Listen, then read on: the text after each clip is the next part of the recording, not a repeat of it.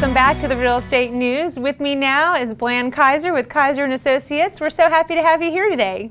Thanks for having me. It's a real pleasure to be here. Well, you know, you're new to the show, so I'd love to give our viewers a chance to get to know you a little bit. You know, you've lived on Hilton Head since you were 3, right?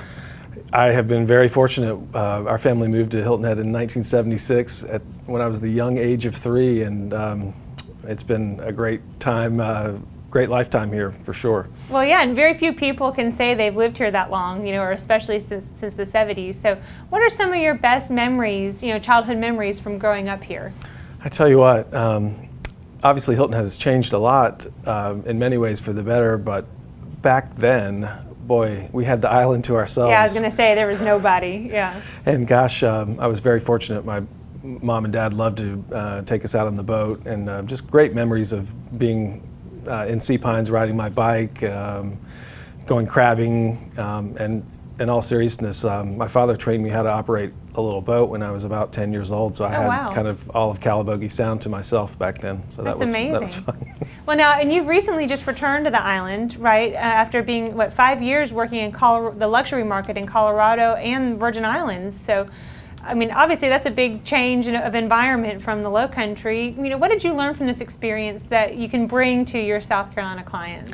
I tell you what, having grown up on Hilton Head, it was a wonderful experience. I worked for an international development firm based right outside of Aspen, Colorado, but lived in Steamboat for 2 years and helped open a new resort there.